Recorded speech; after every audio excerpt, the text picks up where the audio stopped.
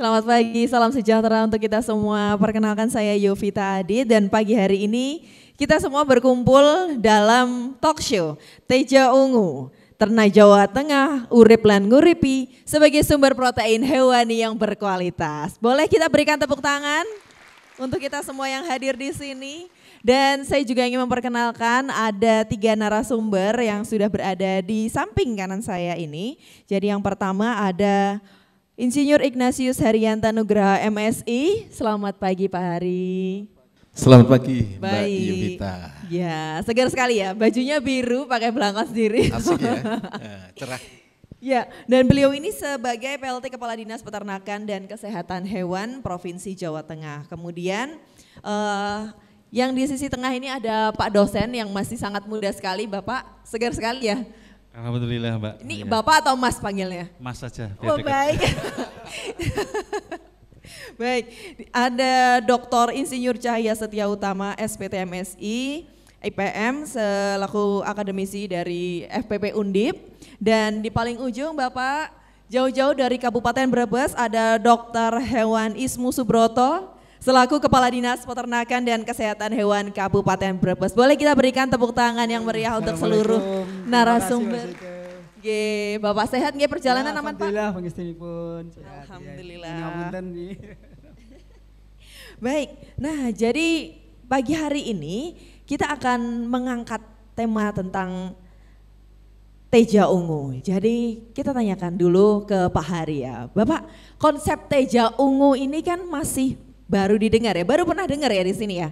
Baru dengar. Nah tapi sebelum ke Pak Hari ya, saya juga mau sapa ini tamu-tamu undangan yang sudah datang ke sini. Sudah ada dari dinas yang membidangi fungsi peternakan dan kesehatan hewan ex Kota Karisidenan Semarang. Kabupaten Kota ex Karisidenan Semarang, boleh tepuk tangan. Kemudian juga dari mahasiswa, dari Undip juga sudah datang. Kemudian ada Isma Peti Wilayah 3 juga sudah datang kemari. Juga kepada para peternak dari Mitra Sun Farm, boleh mana para mitranya? Baik, terima kasih atas kedatangannya. Dan pagi hari ini Bapak, pertanyaan pertama, Teja Ungu. Nah, masih menjadi pertanyaan dan juga kita bisa melihat di belakang dari simbolnya, ya kan logonya. Boleh diceritakan? Baik, terima kasih Mbak Yovita. Jadi memang slogan baru dari Dinas Peternakan dan Kesehatan Hewan Provinsi Jawa Tengah. Teja Ungu itu singkatan dari Ternak Jawa Tengah urip lan nguripi. Ya. Jadi kalau kita lihat dari logonya Teja Ungu, kemudian di situ ada huruf T-nya dalam bentuk keris, itu sebagai simbol masyarakat Jawa Tengah, sebagai simbol kekuatan. Kemudian juga di atas itu ada gambar kepala sapi, ada ayam dan ada kelinci. Itu untuk mewakili komoditas ternak yang ada di Jawa Tengah. Jadi yang kepala sapi itu untuk mewakili ternak-ternak ruminansia, ya, ternak-ternak yang berkaki 4. Kemudian yang ayam itu untuk mewakili ternak-ternak unggas. Kemudian yang kelinci untuk mewakili aneka ternak. Ya. Kemudian kenapa kita memunculkan slogan Teja Ungu? Sehingga kita melihat bahwa untuk ternak itu kita melihat dari 2 sisi. Ya. Sisi yang pertama adalah ternak itu sebagai objek dan ternak sebagai subjek. Ternak sebagai objek, makanya perlu intervensi dari kita yang ada sekeliling untuk bagaimana membudayakan ternak dengan baik. Sehingga di situ nanti dari perbibitannya, sistem perkawinannya diatur dengan baik dan sebagainya. Untuk pakannya juga diatur dengan baik, manajemen budidaya sampai untuk kesehatan hewan juga kita atur dengan baik. Sehingga harapannya itu adalah ternak itu benar-benar bisa urip, bisa hidup. Dan tidak hanya hidup, tetapi hidup dan menghasilkan, produktif, sesuai dengan kapasitas kemampuan genetik dari ternak-ternak tersebut. Itu ternak sebagai objek. Jadi kita ada intervensi manusia di situ untuk memelihara ternak dengan baik, sehingga ternak itu bisa hidup dan produktif sesuai dengan kapasitas mutu genetiknya. Kemudian ternak sebagai subjek, kalau ternak itu sudah bisa hidup, menghasilkan komoditas daging, telur, dan susu. Nah, inilah yang nanti ternak itu bisa nguripi, menghidupi dari para peternak yang memelihara ternaknya maupun nguripi masyarakat Jawa Tengah maupun masyarakat Indonesia dengan penyediaan protein hewani asal ternak yang memang dibutuhkan untuk pertumbuhan tubuh manusia. Jadi konsepsinya dua, teja ungu, ternak jateng, urip lan nguripi, ternak sebagai objek dan sebagai subjek. Nah, seperti itu konsepsi dasar dari teja ungu. Wow, mantap ya, sebagai subjek dan juga objeknya di sini. Nah, kemudian ini kan masih awam sekali ya. Bagaimana dari Dinas Peternakan dan Kesehatan Hewan sendiri ini melakukan sosialisasi kepada masyarakatnya? Jadi salah satu yang kita lakukan, kita ya melalui media sosial yang ada, termasuk kita hari ini memang menyerahkan acara yang difasilitasi dari Dreamlight ini untuk kita memperkenalkan konsepsi dasar dari teja ungu. Dan tentunya untuk menggerakkan kita juga masuk kepada yang sesuatu yang nanti bisa dinikmati, didengar dan dilihat oleh masyarakat. Jadi kami juga menuangkan teja ungu itu dalam bentuk lagu. Ya. Oh, tadi sudah disampaikan ya Pak ya lagunya atau nanti akan menjadi surprise? Nanti teman-teman bisa mendengarkan lagu Teja Ungu seperti apa dan kita juga sudah melengkapi nanti dengan adanya dance Teja Ungu. Iya baik, nanti kita tunggu ya Pak ya, pasti ini luar biasa. Nah begini Bapak, jadi saya mau menanyakan lagi ya mengenai Teja Ungu, kemudian mengenai potensi ternak di Jawa Tengah ini seperti apa? Karena nanti dari provinsi kita akan main ke Kabupaten Brebes nih, bagaimana potensinya juga di sana ya. Silakan Bapak. Jadi Jawa Tengah itu patut kita bersyukur sebagai warga masyarakat Jawa Tengah. Karena potensi ternak di Jawa Tengah itu yang paling kaya dibandingkan dengan provinsi yang lain. Sehingga memang Jawa Tengah itu satu dari 38 provinsi yang sudah mendapatkan penetapan rumpun galur sumber daya genetik ternak lokal di Indonesia. Ya sudah kita catat itu ada kurang lebih ada sekitar 14. Jadi di sebelah barat nanti ada sapi Jabres, sapi PO, ada kambing Kejobong, kambing Pranaan Etawa, kemudian ada domba Batur, domba Wonosobo, domba Sakup, ada itik Magelang, itik Tegal dan sebagainya. Itu yang paling kaya. Kemudian kalau kita lihat potensi peternakan Jawa Tengah juga enggak kaleng-kaleng. Jadi misalnya kita populasi ternak sapi itu terbesar kedua setelah Jawa Timur. Kemudian populasi sapi perah juga terbesar kedua setelah Jawa Timur. Ayam buras kita terbesar seluruh Indonesia. Kambing juga terbesar seluruh Indonesia. Itu dari populasi ternaknya. Kemudian kalau kita melihat dari produksi yang dihasilkan, karena komoditas utama dari ternak itu yang utama daging, telur, dan susu. Daging produksi kita itu baik daging dari ternak ruminansia, daging unggas maupun aneka ternak, kita itu terbesar kedua setelah Jawa Timur. Ya, dengan kapasitas sekitar lebih dari 900.000 ton per tahun. Kemudian untuk telur kita juga terbesar kedua setelah Jawa Timur. Ya, kita juga punya sentra ayam petelur di Kendal, di Sukorejo dan sebagainya. Kemudian untuk susu kita terbesar ketiga setelah Jawa Timur, Jawa Barat. Jadi ya kita memberikan kontribusi yang sangat nyata untuk peternakan di Indonesia. Share kita enggak main-main.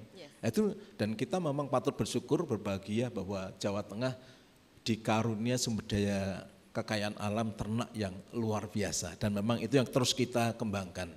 Boleh kita berikan tepuk tangan dulu untuk Dinas Provinsi Jawa Tengah ya, Dinas Peternakan dan Kesehatan Hewan. Karena berarti ya itu semua membuat perut kita di sini kenyang, betul?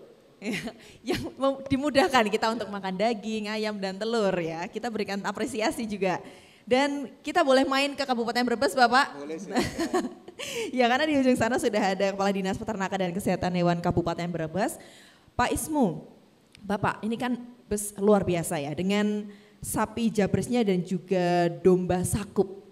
Boleh diceritakan ke kami semua bagaimana apa potensi peternakan di Kabupaten Brebes? Ya terima kasih.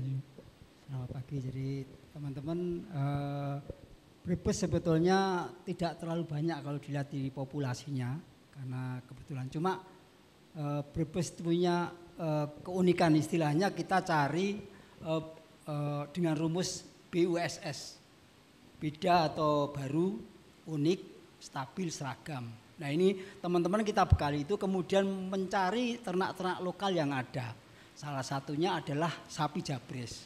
Itu sapi itu beda dengan sapi-sapi yang lain. Kemudian kita teliti dan kita mintakan untuk ditetapkan sebagai sapi lokal. Nah ini sapi Jabres. Walaupun cuma sekarang tinggal 16.000.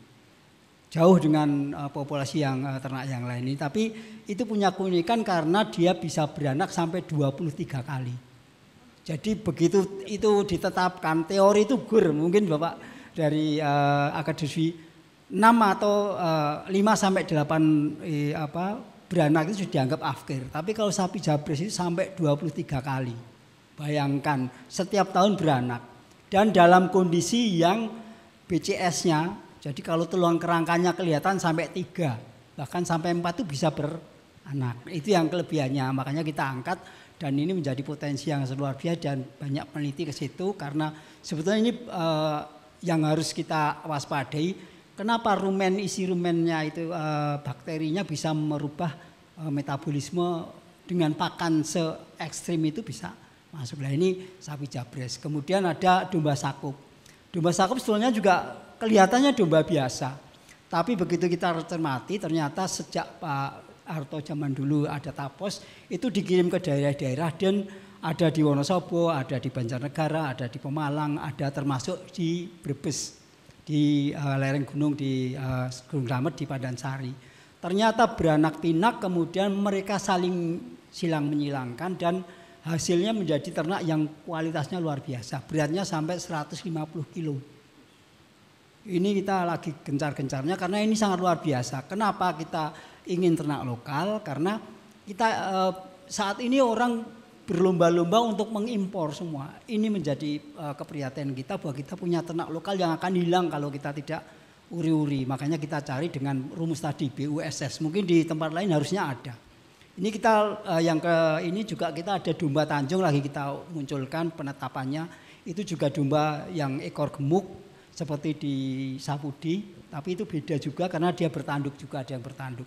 Jadi seperti ini kita munculkan ternak-ternak yang mungkin populasinya nggak terlalu banyak, tapi itu sangat istilahnya endemis. Jadi ternak-ternak lokal yang harus kita angkat. Kemarin juga teman-teman Temanggung juga mau ikut mengangkat domba Temanggung. Jadi seperti itu Pak. Jadi populasi sebenarnya tidak terlalu banyak, tapi kita punya potensi bahwa ternak-ternak unggul zaman dulu itu banyak di Brebes. Seperti Baik. itu ya.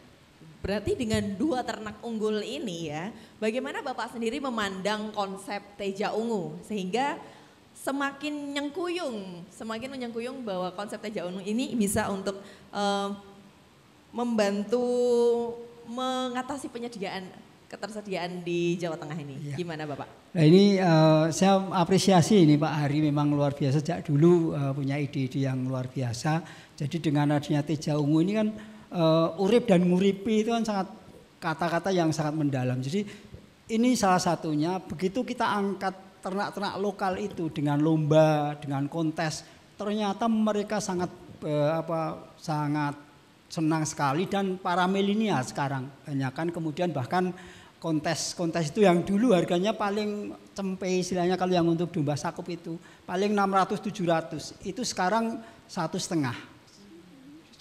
juta dan itu sangat luar biasa. Bahkan yang ternak yang dulu cuma paling mahal 3 juta itu bisa sampai sekarang sampai 30 juta untuk kontes.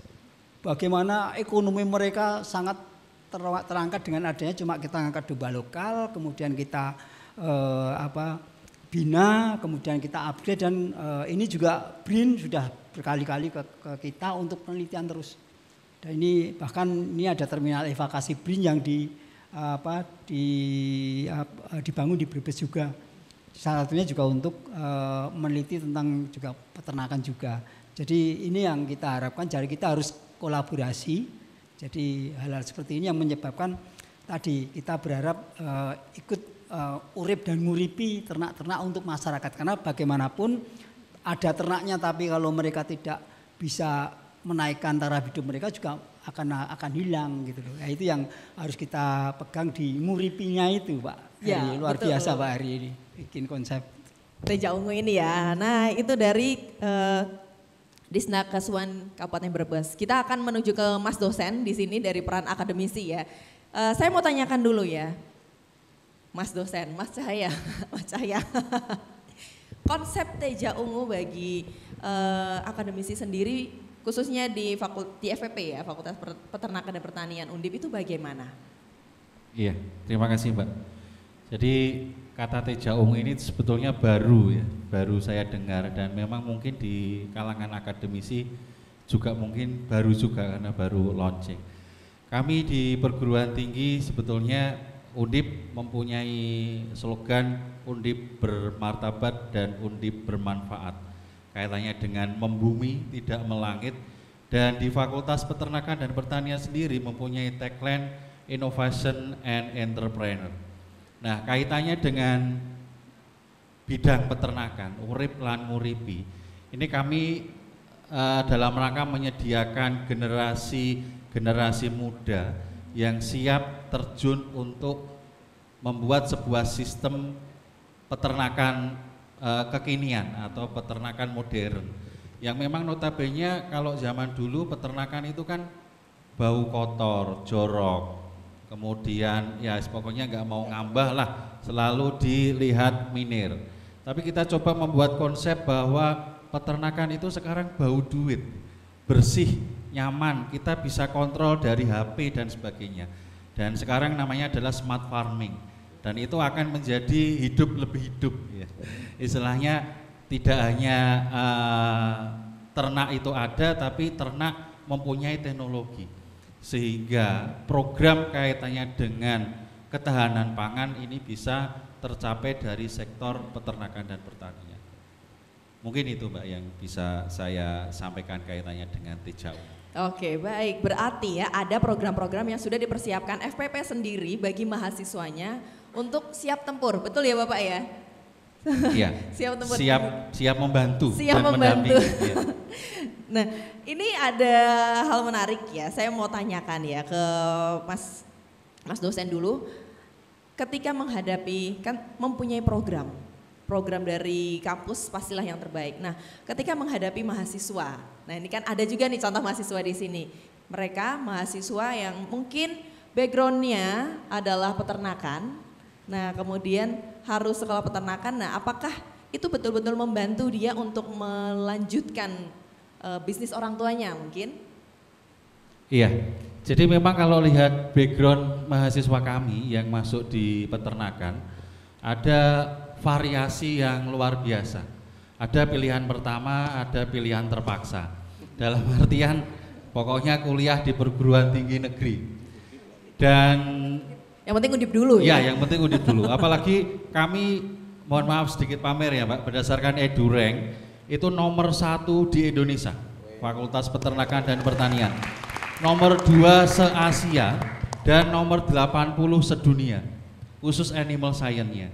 Jadi kami memang punya bargaining semua RGA, Review Generating Activity, atau istilahnya laboratori yang berbau duit tadi, kita punya. Jadi di Undip ada close house skala 44.000, itu kalau hasilnya per periode kurang lebih 40 hari, ya kalau pas harga bagus bisa 200-250 juta. Nah ini kan bau duit ini. Iya, ya. melek ini semua mahasiswa di sini. Iya, pastinya kalau sudah melihat itu lirikannya beda karena sudah improvisasinya sakunya tidak lagi kotak mungkin ya. Iya, kemudian untuk memacu lagi kami sudah ada grup-grup entrepreneur. Jadi kami ada entrepreneur petelur, punya teaching farm petelur, kemudian ada susu sapi, ada susu kambing, juga ada kambing, ada sapi, kemudian ada melon untuk yang pertanian, ada mini factory bakery, pabrik roti khusus yang teknologi pangan, ada fresh mart di agribisnis, dan juga ada sayuran ya, mulai dari kangkung, kacang panjang, lombok ya kita tanam di lahan-lahan terbatas di kampus. Harapannya setiap komunitas-komunitas ini menjadi sebuah pionir awal kewirausahaan dari mahasiswa. Sehingga dia ketika lulus tidak takut untuk mencari kerja, tapi bisa membuka sebuah lapangan pekerjaan. Dan yang paling penting adalah melihat potensi peternakan pertanian ini menghasilkan uang, menghasilkan cuan istilahnya sekarang. Ya, mungkin itu, Mbak. Gimana nih teman-teman mahasiswa, ada pandangan? Ada. Karena nominalnya tadi lumayan loh, nggak cuma 3 juta, 4 juta ya untuk fresh graduate bekerja. Iya, rata-rata 3 juta itu, mohon maaf, ini gaji anak kandang saya, Pak. Iya, di kandang Klosos gajinya 3 juta, itu belum bonusnya. Ya, kalau dia IP-nya bagus, jadi di kandang itu indikatornya IP, tidak hanya mahasiswa indeks prestasi, tapi di kandang indeks performance. Jadi kalau di atas 400 dia baru dapat bonus. Tapi kalau di bawah 400 dia tidak dapat bonus. Dan bonusnya setiap pemeliharaan ya rata-rata di angka 1 jutaan. Jadi lumayan, TGOP anak kandang kami sekitar 4,5 sampai 5 juta per periode selama 1 tahun 7 periode. Jadi lumayan ya, kalau anak fresh graduate ya janganlah masa sekelas anak kandang ya kan, harusnya sudah entrepreneur itu. Baik, saya mau ke Pak Hari lagi nih. Bapak ketika melihat bahwa FPP sendiri kan kampusnya dekat dengan kantor Bapak ya, berarti bagaimana bentuk kerjasama dari dinas sendiri kemudian melihat bahwa ada potensi besar dalam, itu masih lingkup kampus ya, gimana kalau akhirnya semua mahasiswa itu sukses, nah bagaimana memfasilitasinya dari dinas? Baik, terima kasih Mbak. Jadi kami dengan FPP Undi itu hubungan kita itu mesra sekali. Oh iya. Iya. Saling sayang ya Pak. Iya. Ya? Jadi memang kita kemarin juga sudah ada penandatangan MOU antara Rektor Undip dengan Gubernur Jawa Tengah untuk menjalin kerjasama. Kemudian ditindaklanjuti antara dekan dengan Bapak Sekretaris Daerah untuk lebih mendetailkan kerjasamanya apa saja. Lah kemarin saya sudah dari FPP Undi itu sudah mengajukan kerjasama untuk pengembangan yang sapinya Pak Ismu, sapi Jabres. Kemudian juga nanti untuk pendampingan untuk nomor kontrol veteriner untuk meningkatkan nilai tambah dari produk peternakan itu. Kemudian juga nanti ada pelatihan namanya Juleha, juru sembelih halal. Jadi kita semua dan kita juga menjadikan sarana fasilitas untuk adik-adik mahasiswa dan rangka merdeka belajar. Jadi kamunya UPT yang tersebar di beberapa lokasi di Jawa Tengah yang memang biasanya digunakan untuk adik-adik itu entah penelitian, magang dan sebagainya. Itu yang kita sediakan free, tidak ada biaya. Dan saya melihat bahwa kalau di satu UPT itu saya ada menjumpai tidak hanya dari satu kampus. Kemarin saya melihat di Maron ada adik-adik mahasiswa dari Undip, dari Universitas Tidar, dari UNS. Dan saya melihat di situ adik-adik ya tukar informasi, tukar pengalaman antar kampus dan sebagainya, sehingga saling memperkaya satu dengan yang lain. Sehingga memang inilah peran kami di Dinas Peternakan dan Kesehatan Hewan, memberikan ruang untuk adik-adik mahasiswa untuk mengembangkan di samping mendapatkan ilmu di kampus, juga mendapatkan ilmu langsung melalui UPT kita yang ada tersebar di beberapa lokasi yang ada di Jawa Tengah. Demikian Pak. Berarti tidak hanya di dalam kampus ya, berarti ketika keluar pun di dalam kampus praktek, di luar pun juga langsung berurusan dengan. Semakin memperkaya melalui yang di luar kampus. Betul. Karena langsung praktek. Langsung praktek ya, membuka horizonnya lebih luas ya. Nah ini berkaitan dengan Teja Ungu, konsep yang Bapak bawa tadi ya. Berarti kan mahasiswa ini kan udah melihat bahwa ketika di kampus melihat ternak sebagai subjek dan akhirnya bisa ternak sebagai objek dulu gitu kan, kemudian subjek hingga menghasilkan cuan ratusan juta tadi. Ada nggak program selain tadi ya UPT, program yang sehingga membuat mereka itu ketika lulus itu udah ready nih Pak, ada pandangan nggak Pak ini supaya nanti kita sampaikan ke akademisi nih, makin gas ini Undip. Iya. Jadi memang kami yang tadi sampaikan hubungan kita dengan FPP Undip itu sangat mesra. Kemarin kami juga diundang dari FPP Undip untuk bagaimana memperbaiki kurikulum pendidikannya. Iya, karena dari pangsa pasar sama dari dunia kampus memang cara pandang berbeda. Saya melihat, ini anak-anak lulus IP-nya tinggi-tinggi. Tapi di saat menghadapi dunia kerja yang real kok ada yang kurang-kurang nih di sini. Ini harus kita benahi sehingga benar-benar begitu adik-adik wisuda benar-benar sudah siap masuk ke dunia pekerjaan yang memang tidak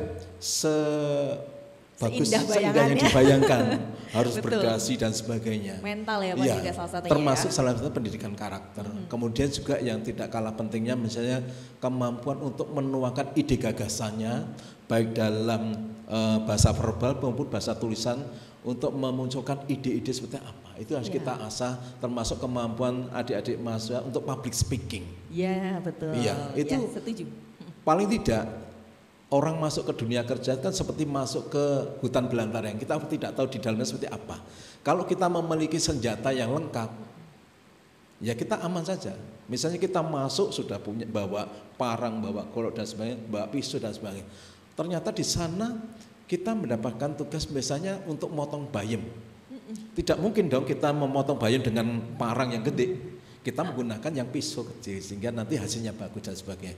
Itu analoginya bahwa semakin banyak dibekali dengan ilmu-ilmu dan keterampilan itu adik-adik mahasiswa keluar sudah dengan gagah berani siap untuk bekerja di mana saja sesuai dengan bidang keilmuannya. Yes, mahasiswa mandiri ya. Nah ngomongin mandiri juga nih Pak, saya mau ke Pak Ismu karena di Kabupaten Brebes ini kan ini satu-satunya OPD yang mandiri, ya kan?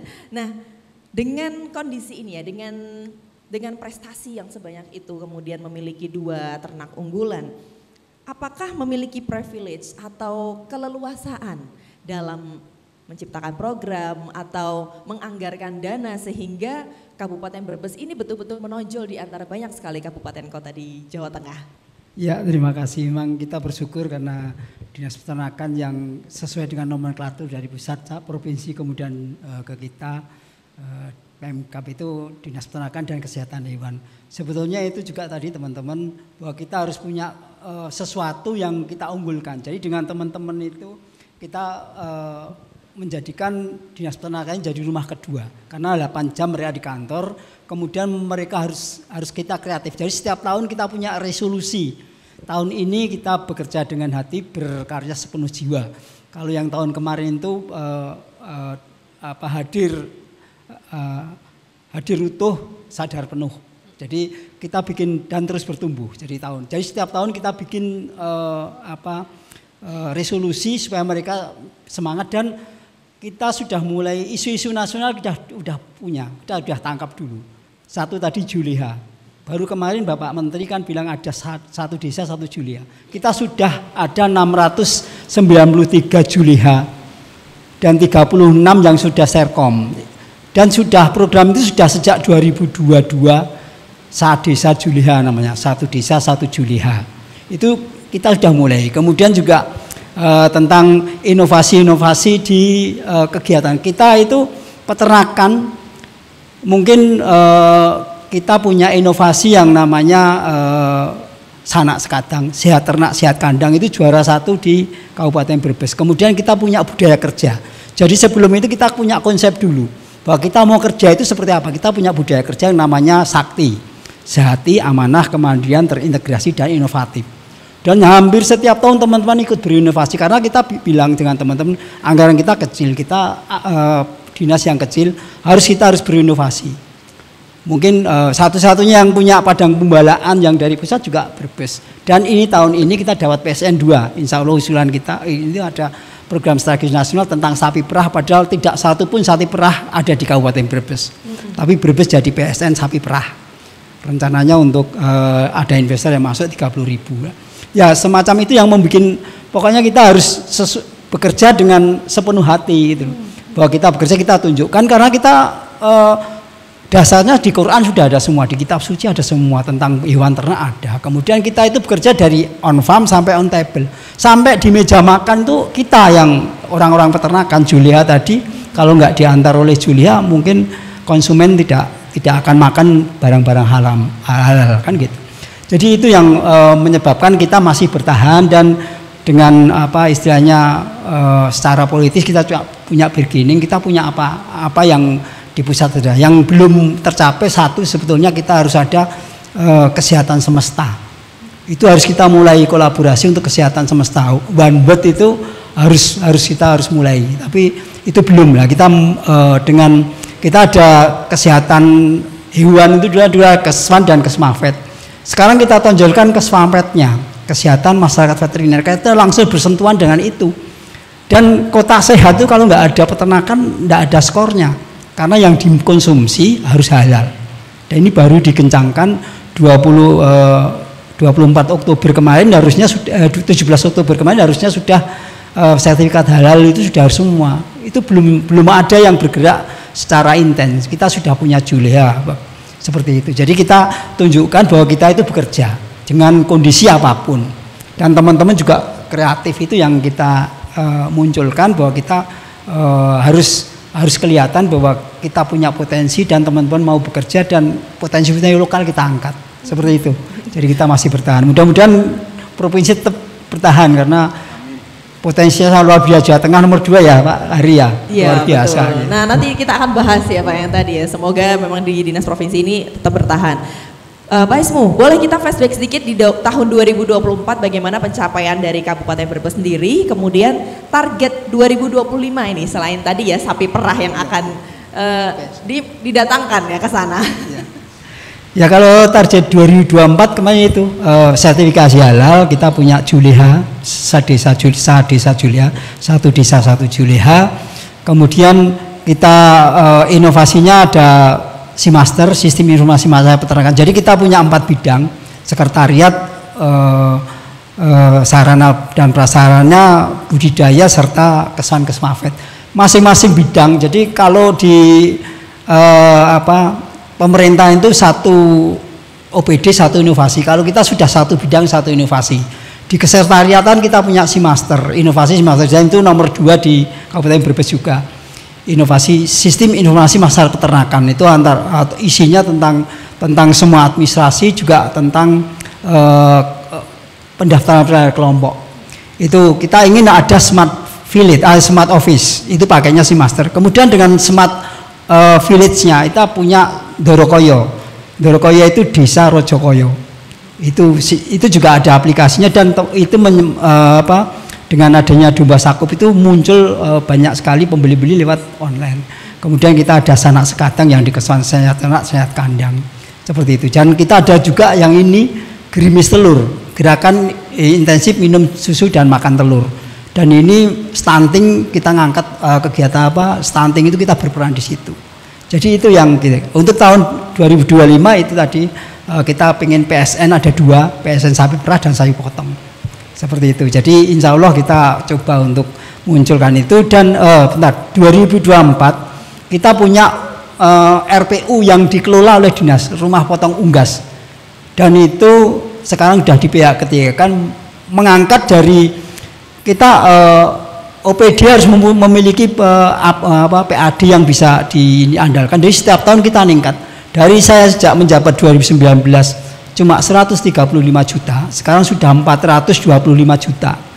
Naiknya besar sekali. Kenapa bisa? Karena kita cari sumber-sumber anggaran yang pendapatan yang bisa kita masukkan.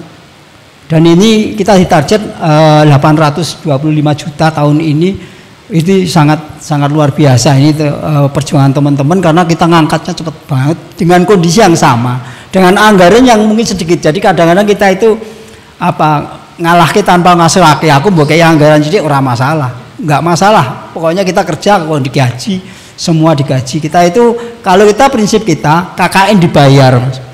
Jadi kita itu melanjutkan KKN tapi cuma kita dibayar. Jadi kita observasi dulu kemudian kita kerja. Nah, ini target kita 2025 salah satunya untuk desa. Kita ada desa mandiri sejahtera. Dan itu kita dampingi di Lahar baru kemarin mungkin di YouTube. Monggo dilihat kita punya sosmed semuanya ada. Jadi kita punya kegiatan-kegiatan yang ke Gen Z itu banyak sekali. Jadi itu yang kita inginkan target-target kita supaya sesuai dengan visi misi Bupati juga. Mungkin itu Mbak. Baik, terima kasih Pak Ismu. Semoga lancar insya Allah ya Pak ya. Siap, 2025 siap. makin melejit. Nah, nyambung sama yang tadi ya. Kan kita sudah melihat banyak sekali di potensi peternakan di Jawa Tengah. Kemudian kita punya ternak unggulan di Kabupaten Brebes dan juga di mana posisinya Jawa Tengah itu kan juga top 3 ya Pak ya, top 3. Nah, kita membicarakan soal wacana ya tadi ya, wacana bahwa akan merger ya Pak ya. Cuman karena gini, yang mau saya tanyakan ke Pak Cahya, Mas Cahya ya Mas ya. Kan peternakan ini kan dan juga pertanian betul ya Pak ya rencananya yang akan jadi satu itu kan memiliki energi yang sama-sama kuat. Nah kan memiliki energi yang sama kuat juga memiliki permasalahan yang kompleks di masing-masingnya. Nah pandangannya bagaimana peternakan ini untuk bisa tetap berdiri sendiri padahal kan banyak sekali tadi juga saya membahas bersama dengan salah satu staf Bapak mengenai virus antraks, kemudian ada permasalahan kompleks lainnya yang itu kan membutuhkan dana yang tidak sedikit dalam penanganannya. Nah, pandangannya Mas Cahya sendiri bagaimana? Iya, terima kasih. Jadi kalau dari pandangan perguruan tinggi, ibaratnya keterkaitan antara peternakan dan pertanian ini sebetulnya satu ya. Ada sebuah istilah konsep integrated farming system untuk mewujudkan zero waste alias peternakan bebas limbah. Nah, peternakan bebas limbah ini kan sebetulnya hulu hilir. Kalau misalnya bisa dijelaskan, kalau filosofi dulu ternak itu kan rojo koyo, celengan, tabungan. Sedangkan filosofi sekarang ternak itu cuan alias pendapatan. Nah, ini kan sebuah mekanisme yang berbeda. Tapi sebuah circular ekonomi antara peternakan dan pertanian ini jadi satu. Misalnya petani punya padi di sawah, nanam padinya, punya sapi. Padinya dipanen jadi beras, limbahnya, jeraminya untuk pakan sapi. Sapinya urinasi, feses masuk ke pupuk. Jadi kan siklus ini jadi satu. Sehingga ini merupakan sebuah integrasi yang memang tidak terlepaskan. Ya. Jadi kalau filosofi ya ini limbah itu lelahing lilah ya. Istilahnya kita bekerja ya atas mendapatkan rahmat dari Gusti Allah ya. Jadi kalau ini bisa terwujud, nah ini sangat bagus sekali dan petani kita pasti sejahtera. Karena di semua lini ini merupakan ladang bisnis. Sapinya sendiri bisa jadi ladang bisnis, padinya sendiri ladang bisnis, limbahnya jerami untuk pakan, kemudian dedak atau katolnya bisa untuk pakan, urinnya bisa jadi pupuk cair, fesesnya bisa jadi pupuk kompos, dan ini circular. Apalagi kalau bisa diaplikasikan dengan peternak membuat biogas. Nah ini masuk ke instalasi biogas, tidak usah membeli gas LPG lagi, nggak usah antri ya. Jadi peternak bisa swadaya total. Nah ini kalau memang dikembangkan butuh SDM yang tanda kutip tadi KKN ya Pak ya. Jadi kami mempunyai sebuah KKN tematik. Dan ini bisa long time ya, sepanjang waktu, tidak harus setahun 2 kali, bisa sepanjang tahun, bisa sepanjang 40 hari sekali ya. Dengan tema-tema khusus, misalnya diminta Mas Heri, Mas di sana pendampingan untuk ternak ini, saya butuhnya dari peternakan, dari teknik, dari perikanan, kita bisa integrasi. Ya, bisa nyengkuyung bareng, kemudian ada mahasiswa di situ, ada proses pembelajaran KKN, MBKM. Di sisi lain dari institusi itu juga mendapat keuntungan, ada terbantukan, ada introduksi teknologi yang masuk di situ, ada pendampingan, sehingga keberlanjutan atau sinergisme di antara perguruan tinggi, instansi dan mungkin stakeholder yang akan di situ bisa saling menyatu. Dan ini merupakan sebuah kekuatan tersendiri kalau menurut saya. Ibarat orang petani kalau dibekali ilmu, istilahnya berternak dengan ilmu, ini pasti akan mempunyai bobot yang lebih tinggi dibanding dengan asal berternak. Jadi tadi konsepnya hulu hilir, from farm to table istilahnya ya. Jadi kita tahu semuanya karena semua bisnis itu dari hulu hilir. Kalau kita bisa tahu ilmunya, tahu strateginya, tahu aplikasinya, otomatis akan mendapatkan hasil yang memuaskan. Mungkin itu konsepnya, Mbak. Baik, jadi diperkuat untuk bisa berdiri sendiri ya sebenarnya memang masih bisa ya, masih aman ya. Nah kemudian untuk ke Pak Hari sendiri, Bapak bagaimana Bapak sendiri yang sudah ya bertahun-tahun menghandle ini ya dimana dan akhirnya melihat peternakan itu betul-betul ya, ternak sendiri kan akhirnya menjadi subjek dan objek itu sendiri ya Pak ya. Nah bagaimana Bapak memandang bahwa kita harus bisa berdiri sendiri gitu loh. Adakah argumen kuat Bapak sehingga supaya program-program yang sudah dari Disnakesuan ini tetapkan di 2025 atau 5 tahun mendatang itu tuh bisa terrealisasi gitu tanpa terganggu adanya isu-isu atau wacana-wacana. Baik, terima kasih Mbak Yovita. Jadi seperti kami sampaikan tadi, memang potensi peternakan Jawa Tengah itu luar biasa. Dan kita itu kalau kita komparasi, kayaknya komparasinya yang terdekat dengan Jawa Timur. Ya. Kalau dari produksi memang kita kalah dengan Jawa Timur, tapi dari potensi ternak kita tidak kalah dengan Jawa Timur. Kita menang dengan sumber-sumber genetik yang memang saat itu sudah kita kembangkan, sudah kita patenkan dan sebagainya. Ini adalah kekuatan bagi kita. Dan tentunya untuk mengelola ternak, tidak hanya ternak saja, tetapi di situ ada nanti rantai-rantai yang cukup panjang, yang memang semuanya harus kita handle. Sehingga kita hanya untuk memastikan bahwa jangan sampai nanti potensi ternak yang ada di Jawa Tengah ya sedemikian luar biasa, dan kita sebagai soko guru untuk penyediaan protein hewani tingkat nasional itu tidak bisa mengelola dengan baik, yang nanti dampaknya juga nanti akan berdampak kepada masyarakat. Misalnya nanti ada suatu wabah penyakit, misalnya sekarang kemarin ada penyakit mulut dan kuku, ada potensi antraks, ada LSD dan sebagainya, itu akan berpengaruh. Kalau itu nanti ada suatu kasus penyakit yang tidak bisa kita handle dengan baik, tentunya juga akan mengaruhi produksi ternaknya karena ada ternak mati. Kemudian yang kena PMK kemarin itu produksi susunya turun 50% dan sebagainya. Sehingga memang seluruh aspek peternakan harus kita kelola dengan baik sampai dengan bagaimana produk-produk peternakan itu dijamin keamanannya untuk dikonsumsi masyarakat dengan kita penerbitan nomor kontrol veteriner. Untuk penerbitan nomor kontrol veteriner memang tidak bisa dilakukan sembarang orang. Aturannya bahwa yang melakukan surveillance maupun yang melakukan audit itu harus dokter hewan, sekali turun 3 orang, dan harus dokter hewan yang bekerja di bidang kesehatan hewan. Jadi kami ada dokter hewan yang di luar bidang kesehatan hewan tidak boleh melakukan audit karena memang aturan seperti itu.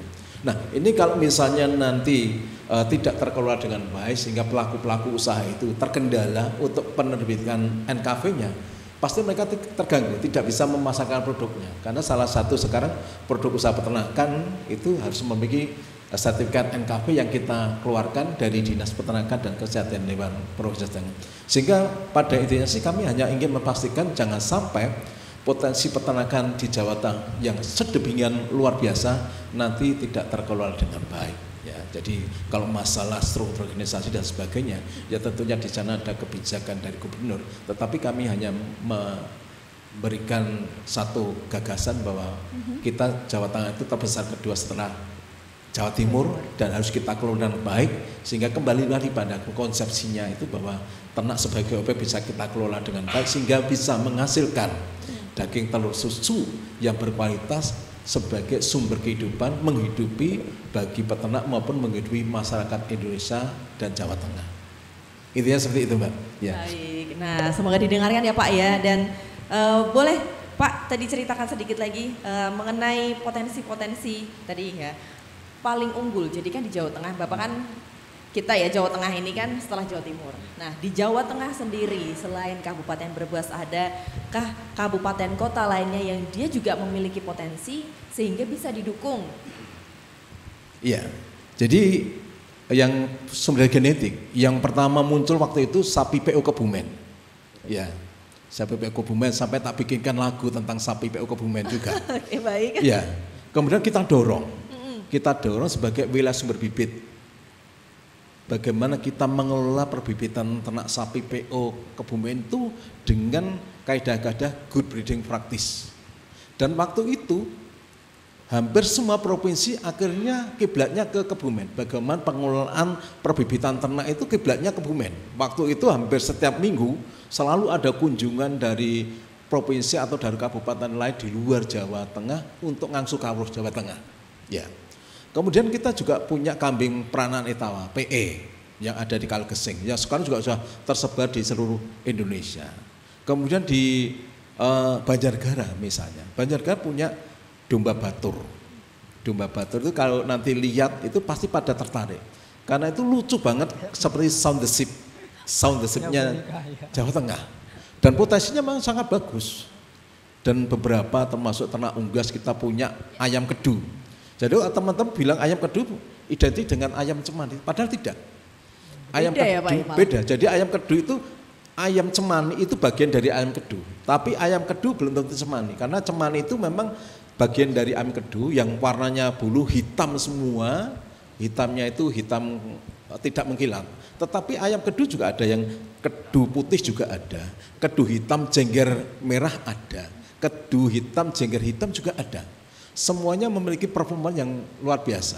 Dan kalau kita runut informasinya bahwa sekarang ternak-ternak unggas yang menjadi ternak komersial itu cikal bakalnya salah satunya adalah ayam kedu yang kemudian dikembangkan secara masif di Amerika. Sekarang muncul menjadi ayam-ayam ras pedaging petelur yang tersebar di seluruh Indonesia, seluruh dunia.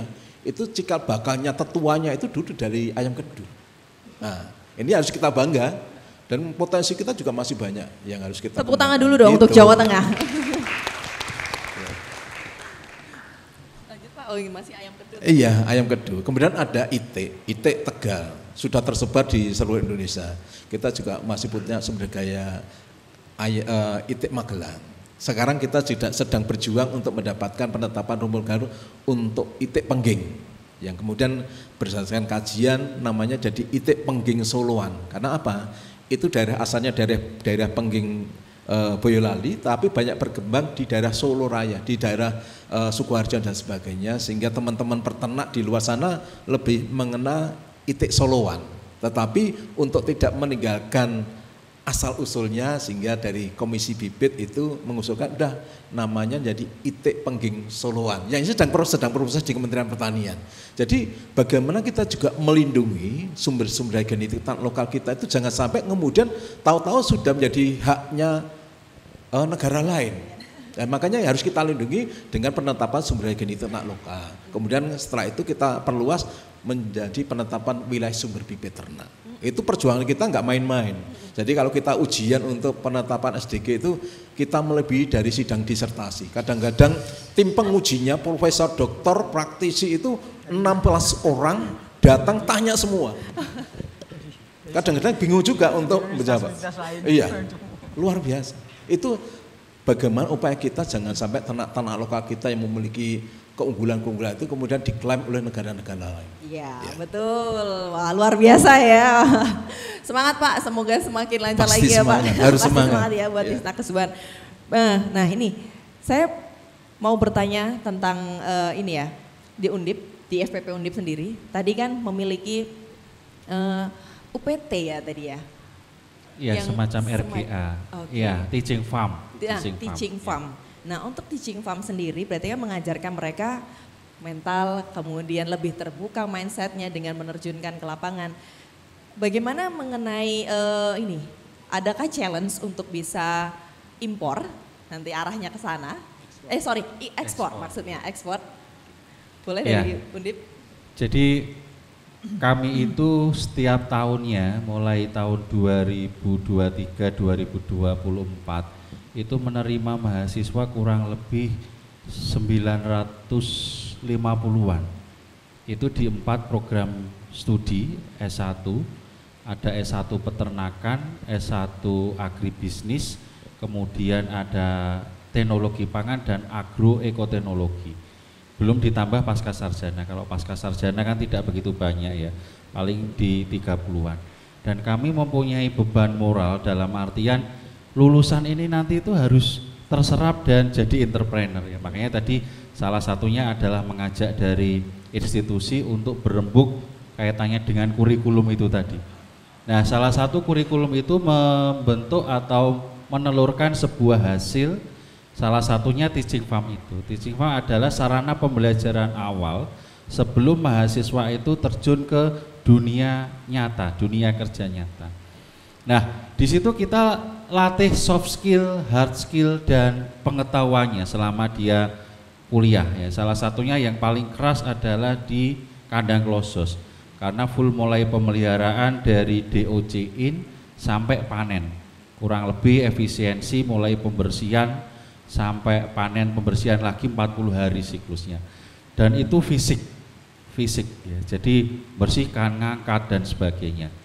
Kalau mereka tidak punya kemauan dan tekad yang kuat, baru sehari keseleo selesai, keluar ya, ganti. Tapi karena mereka intens bahwa yang digeluti ini suatu saat akan menjadi sumber penghidupan dalam tanda kutip, entah itu pekerjaan atau yang lainnya, dia pasti akan intensif di sana, belajar untuk mengambil sesuatu untuk diaplikasikan di dunia nyata nantinya.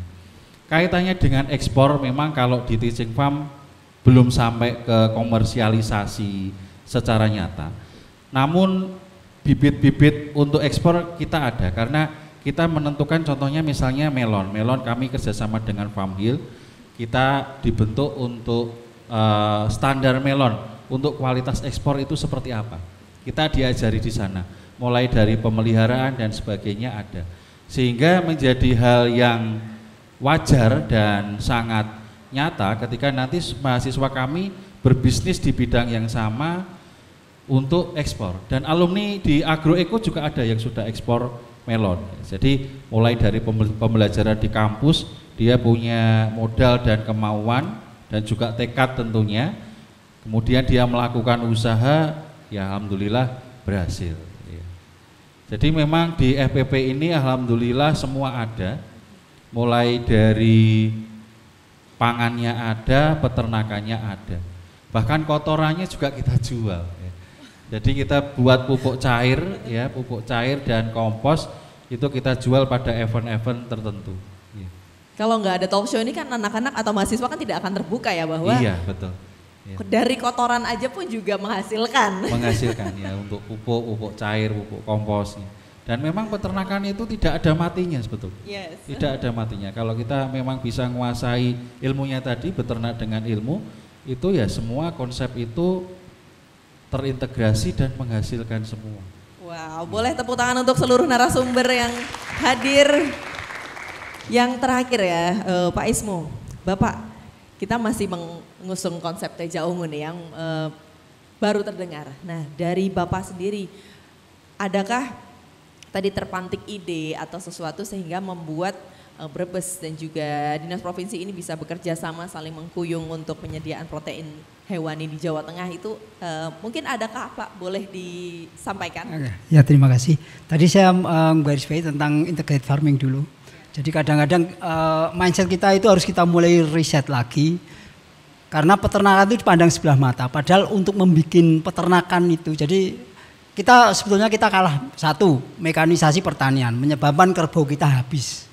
Karena mereka tidak jadi harian, kemudian mereka tidak jadi peternak pekerja, akhirnya mereka tidak dapat anggaran, jadi tidak punya dana, akhirnya dijual. Itu kelemahan kita mekanisasi pertanian, itu karena tidak melihat bahwa kerbau itu dan sapi kadang-kadang untuk bajak sawah. Dan mereka tidak makin ke belakangnya, ke depannya tidak akan makin surut, tapi justru makin meningkat karena produksinya ada gitu. Kalau mesin akan ada penyusutan, itu yang mungkin banyak yang tidak ditahu. Kemudian yang kedua adalah bahwa kita harus tahu, jadi ini kadang-kadang kita ironis, kita lucunya gini ya dengan teman-teman. Kita itu kadang-kadang lucu ya, orang bilang ini hasilnya dari bawang Brebes kan bagus, banyak ya. Mereka tidak tahu bahwa ketika mereka rugi jatuh itu, ternak di belakang itu ada ternak namanya domba itu banyak sekali, mereka jual untuk modal. Begitu untung mereka bilang bahwa itu dari bawang. Artinya kan sebetulnya peternakan itu kelihatannya memang nggak mungkin banyak yang dipandang sebelah mata. Dan integrated farming itu harusnya logonya di peternakan. Coba sekarang ada upland yang mungkin di kegiatan-kegiatan di nanam kopi, nanam itu yang di cengkeh di pegunungan, itu kemudian membentuk peternakan, nggak akan berhasil karena bikin peternak itu akan susah. Tapi begitu kita ada kawasan peternakan, insya Allah karena pupuknya nggak ada, akhirnya mereka bikin sawah, mereka bikin itu seperti itu. Jadi itu yang kita inginkan, bahwa sebetulnya integrated farming itu harus mulai dari peternakan. Makanya saya berharap peternakan itu jangan dipandang sebelah, termasuk juga untuk kesehatan hewannya itu yang utama kan di situ, karena mereka memandang bahwa kan sama pembibitan sama pertanian hampir sama, tapi kan tidak ada kesehatan hewan. Begitu ada PMK berapa miliar coba, karena kita kelemahan kita tidak bisa mengkonversikan sapi satu itu berapa sih, kita motong sapi betina satu aja sebetulnya kita rugi 7 keturunan, hilang 7 kalau dihitung gitu. Kan itu nggak dihitung oleh mereka dan kita tidak ke arah situ. Makanya terus terang kami tadi potensinya kita kecil, tapi hal-hal yang itu ide-ide yang dari pusat, yang dari dulu itu kita mulai munculkan bahwa sebetulnya peternakan itu harus dipertahankan. Jadi jangan jadikan cuma seperti bidang atau seperti apa saja. Kalau bisa, karena tadi kalau ada penyakit kelabakan nanti rentang kendalinya terlalu jauh. Nah, ini saya berharap sekali kenapa Brebes walaupun potensi, tapi kita mencoba untuk bahwa kita harus bertahan dan tidak harus kemudian terlena OPD sendiri, tapi kita harus berkarya. Jadi tadi budaya kerja itu juaranya di Kabupaten Brebes di peternakan, budaya kerja sakti, yang lain tidak ada. Harusnya di tempat-tempat yang mungkin di administrasi aja, kita teknis, kita punya budaya kerja dan itu juara 1. Inovasi juga yang terbanyak di Brebes, di Dinas Peternakan. Jadi hal seperti itu kita harus ambil intinya apa sih sebetulnya yang mau kita. PAD naiknya juga dari 135, kemudian sudah sampai 435 dalam waktu 4 tahun. Dan kita cari sumber-sumber sama, anggarannya sama, tempat-tempat yang diambil PAD-nya sama. Tapi kita punya e-retribusi, kenapa kebocorannya kita pakai e-retribusi supaya nggak bocor kan gitu. Seperti itu, jadi mudah-mudahan kita bisa membantu, istilahnya mendukung juga Teja Ungu, dan mudah-mudahan provinsi tetap menjadi bahwa kita bagaimanapun kita juga banyak dibantu oleh provinsi. Jadi semuanya kalau ada apa kita meminta ke provinsi, kita dibantulah supaya kita bisa bareng. Dan ide-ide juga dari provinsi, misalnya gerimis, dulu namanya gerimis bagus ya, kita punya gerimis telur, terus punya apa itu, jadi slogan-slogannya di provinsi itu kita bawa, kita modifikasi ATM. Kalau kita tambah kartu, ATM kartu, amati, tiru, modifikasi, karyakan, tularkan. Jadi kalau kita sudah berkarya kita tularkan dengan teman, jangan pelit. Dan itu yang kita harapkan tadi, mudah-mudahan ya pemangku kebijakan tahu bahwa sebetulnya peternakan dan kesehatan hewan itu jangan sampai jadi bagian bidang, karena rentang kendali terlalu jauh. Nanti kalau ada PMK harus lapor ke sini, lapor ke sana. Tiba-tiba kalau misalnya ada dengar pendapat, nanti di belakang baru bisiki, kan lucu gitu loh. Itu yang kita kadang-kadang ironis bagi kita, sebetulnya kita kota sehat juga intinya di konsumsi yang harus daging-daging yang dikonsumsi itu harus halal, dari RPH yang halal. Kalau enggak orang peternakan enggak tahu itu. Kayak gitu. Jadi jangan dikira kalau RPH bikinnya gedung nggak bisa di e-katalog, itu nggak bisa, karena ada hal-hal khusus yang tidak bisa. Termasuk pasar. Kenapa kita pasar hewani kita minta yang ngelola peternakan gitu. Karena itu beda, itu pasar khusus. Harus ada kesehatan hewannya. Dan ini pintu terakhir, pintu pertama dan terakhir. Pintu pertamanya begitu ada penyakit di pasar hewan itu kita sortir nggak boleh masuk. Pintu terakhirnya masyarakat itu bisa datang sendiri, kemudian kita bagi-bagi, ini loh yang untuk bibit, ini yang untuk dikonsumsi untuk final stock gitu. Jadi nanti harganya beda. Kita punya SKLB, surat keterangan layak bibit. Itu seperti itu. Jadi kita berharap, dan nanti potensinya luar biasa. Kan nggak ada lah di mana PAD kita cari bisa kok. Cuma walaupun itu istilahnya kalau misalnya gali potensi banyak sekali, karena teman-teman kita bina mereka akan mau. Jadi seperti itu, termasuk rencananya telur asin. Telur asin ini kita pengen punya hologram yang telur asin Brebes kemana-mana, itu belum dipatenkan. Saya pengen juga kita arahkan coba yang namanya pakai telur asin Brebes ya harus ada apa istilah hak kekayaan intelektual ya Brebes, iya. Ya. Baik, terima kasih Pak Ismus, terima kasih juga Mas Cahya, Pak Hari atas sharingnya pada siang hari ini. Nah, ini waktunya untuk melihat tarian ya tadi ya, Teja Ungu dalam bentuk lagu dan juga tarian. Monggo Pak, mau diperkenalkan tariannya juga? Oke, teman-temannya udah ready juga sepertinya sambil kita rehat ya untuk sesi satu ini. Iya, jadi mudah-mudahan ini konsepsi Teja Ungu ini saya tuangkan dalam lagu, kemudian juga kemarin sudah saya audisi, ada tim tari, jadi masing-masing bidang itu memiliki tim masing-masing. Jadi semoga bisa dinikmati baik secara visual maupun dengan yang lain, dan semoga juga bisa menghibur dan juga memberikan semangat bagi kita semuanya untuk rekan-rekan dari Dinas yang Membidangi Fungsi Peternakan, adik-adik mahasiswa dari Fakultas Peternakan bisa terus untuk berkarya untuk pembangunan peternakan, untuk penyediaan daging telur susu yang berkualitas, untuk mewujudkan generasi emas di tahun 2045. Wah, gitu. Kita boleh berikan tepuk tangan terlebih dahulu. Dan saya Yovita dan juga seluruh narasumber akan pamit. Kita akan menikmati tarian dari bawah, dari kursi penonton. Silakan, terima kasih, selamat siang. Dan ini dia tarian dari bidang budidaya.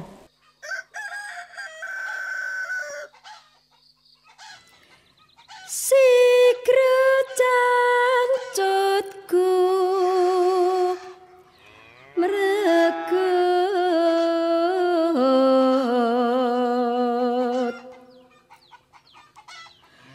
gula wentah raja kaya nipun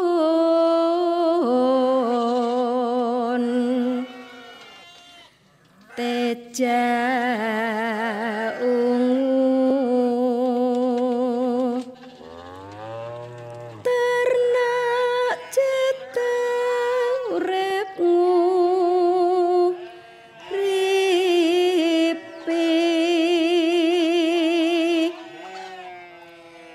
lerah harjo kang kinayo kadang ternak bagya mulya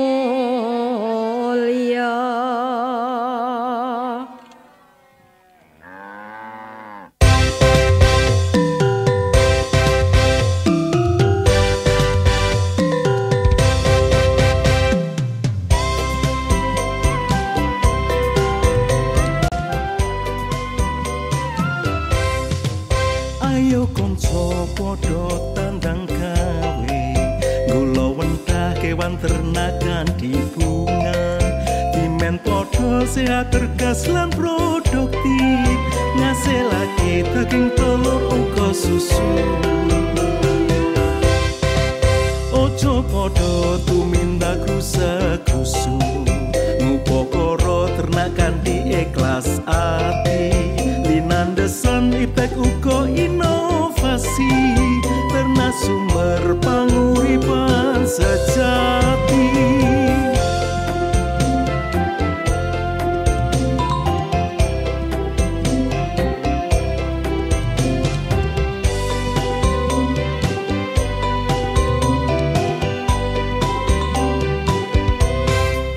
Teja Ungu Teja Ungu ternak jateng urip lan nguripi Teja Ungu Teja Ungu do semangat ojo mangu-mangu Teja Ungu Teja Ungu ternak jateng urip lan nguripi Teja Ungu Teja Ungu ternak jateng sansaya maju.